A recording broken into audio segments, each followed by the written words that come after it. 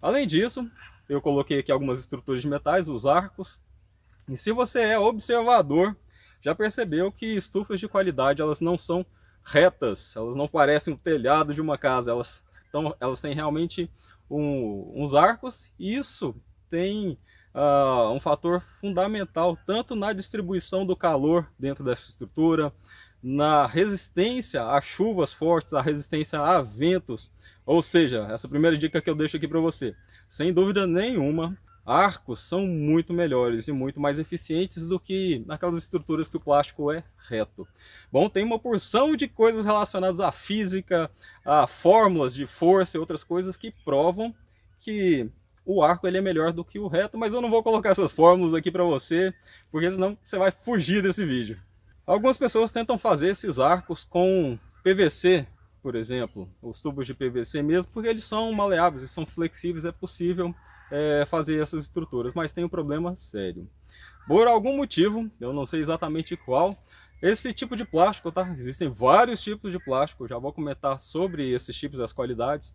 Quando ele está em contato com o cano de PVC, ele tende a durar muito menos tempo.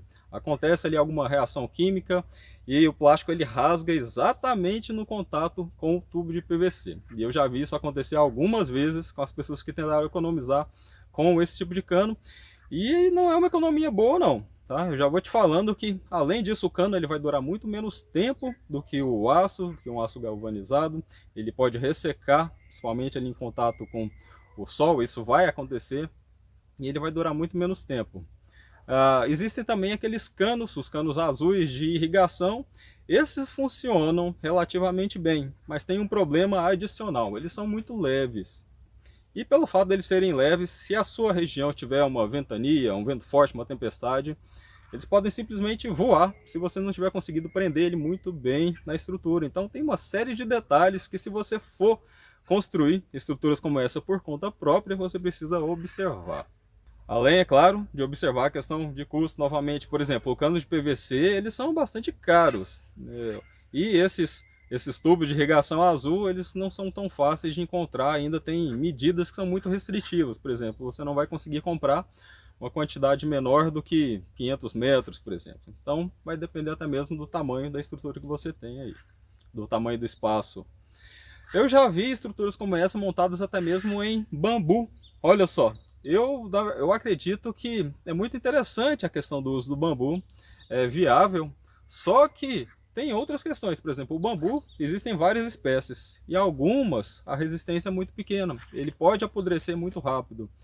Existem algumas espécies de bambu que são muito mais resistentes, que vão durar alguns anos, principalmente se for feito algum tipo de tratamento, de controle, de proteção daquela madeira, igual é feito em várias outras. Esse eucalipto tratado, os postes costumam ser tratados com vários produtos químicos ou em autoclaves. E o bambu também vai precisar passar por algum tipo de processo se você quiser que ele dure durante muito tempo. Se você tiver aí disponível na sua região, tiver algum produtor, estão surgindo vários produtores de bambu pelo Brasil, porque é um material que está ficando cada vez mais popular. As pessoas estão percebendo o quanto ele é útil para uma série, para uma quantidade enorme de funções. E para utilizar o bambu ainda vai ser necessário algumas habilidades aí como artesão. Existe todo um detalhe técnico de como utilizar esse tipo de material. E, sem dúvida alguma, para a construção dessas estruturas, o melhor material é o aço galvanizado mesmo.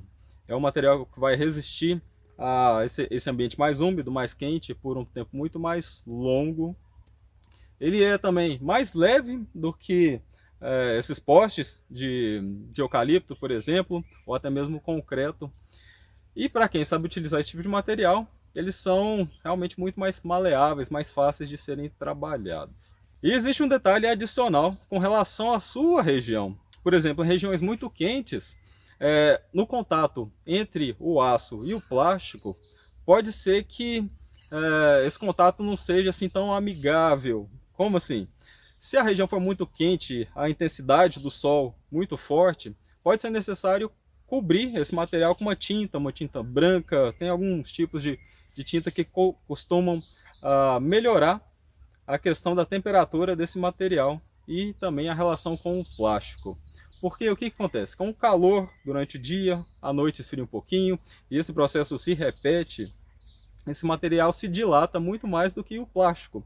Isso faz com que a vida útil desse plástico reduza bastante. Uma hora ou outra o plástico não aguenta, ele vai rasgar.